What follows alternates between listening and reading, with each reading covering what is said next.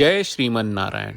ए पर जे टिप्पणी हम करे जा रहल बा रामानुजदास श्रीमान गट्टू वेणुगोपाल स्वामी जी के द्वारा दिहल गयल बा। अध्याय 14 गुणत्रय विभाग योग श्लोक 2। इदं ज्ञानम् उपाश्रित्य मम साधर्म्यम् आगताः सर्गेऽपि नोपजायन्ते प्रलये न व्यधन्ति च। ओम। गीताचार्य श्री कृष्ण परमात्मा अर्जुन समेत हमनी सबके गुण त्रय विभाग योग सिखा रहल बानी। परमात्मा कहत बाड़न, हे अर्जुन, तीनों गुण के ज्ञान प्राप्त करके और अभ्यास करके ऋषि लोग हमार रूप प्राप्त कैले बा। ना ता सृष्टि के समय पैदा होकले, ना विनाश के समय नाश होकले।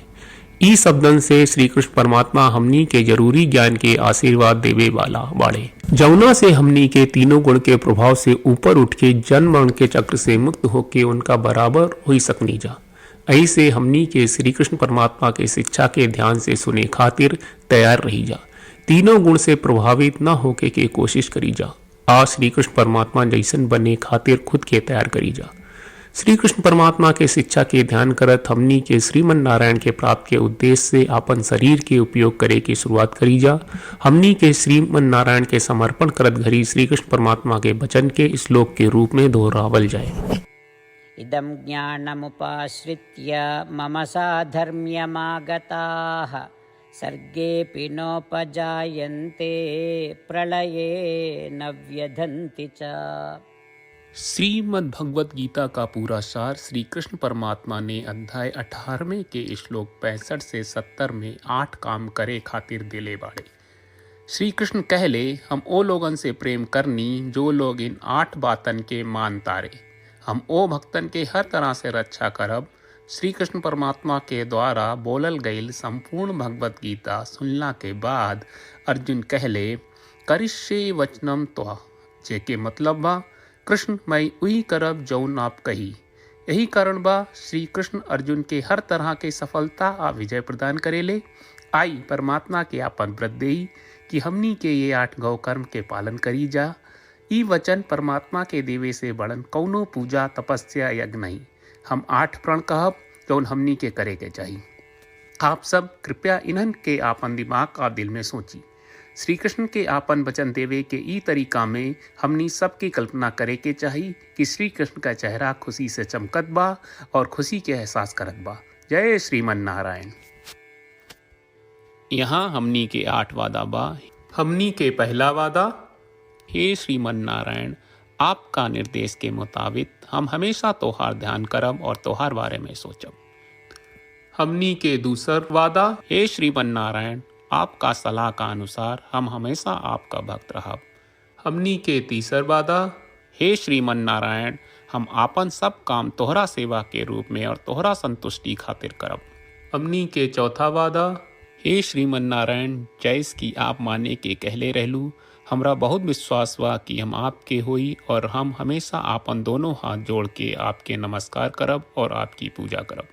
हमनी के पांचवा वादा, हे श्रीमन नारायण, हमरा के तोरा बात माम एकम शरणम ब्रज 1866 याद कहले, जहाँ आप हमरा के आपन का अर्पित करे का कहा।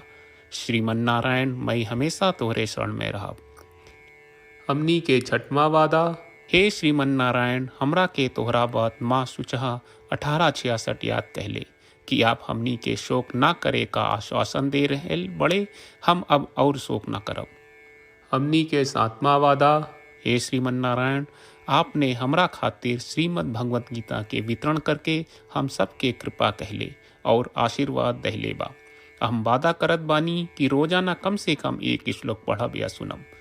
हमनी के 8वां वादा, हे श्रीमन नारायण, आप गीता के पूरा मानवता तक ले गयलू। हम गीता में आपके दिव्य वचन के उन भक्तन तक पहुँचावे के प्रयास करब जे गीता से अपरिचित बा। हे श्रीमन नारायण, हम उई करब जौन तू करे का कहब। हम ऐसन व्यवहार करब जैसन आप चाहत बानी और हम खाली आपका खातिर काम करब। श्रीमन नारायण के रोज आपन वचन देहल कि हम ओइस करब जैस आप कहत बानी, ई अपने आप में बड़न पूजा बा। श्रीमन नारायण करशे वचनम त्वा, श्रीमन नारायण हम तोरे निर्देश के मुताबिक काम करब।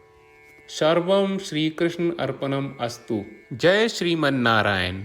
इदं ज्ञानम् उपाश्रित्य मम साधर्म्यम् आगताः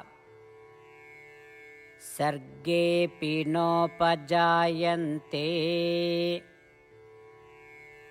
प्रलये न व्यधन्ति च।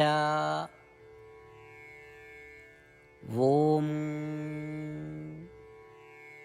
इदं ज्ञानमुपाश्रित्य मम साधर्म्यमागताः सर्गेऽपि नोपजायन्ते प्रलये न व्यधन्ति च। जय श्रीमन नारायण। सब भक्त लोगों से विशेष अनुरोध बा, जीवन में हर चीज में हमनी के तत्कालिक और प्रभावशाली परिणाम की अपेक्षा रहेला। एकरा खातिर आइए रोजाना 1 मिनट के समय निकालल जाए और नारायण आश्रम पढ़ल जाए।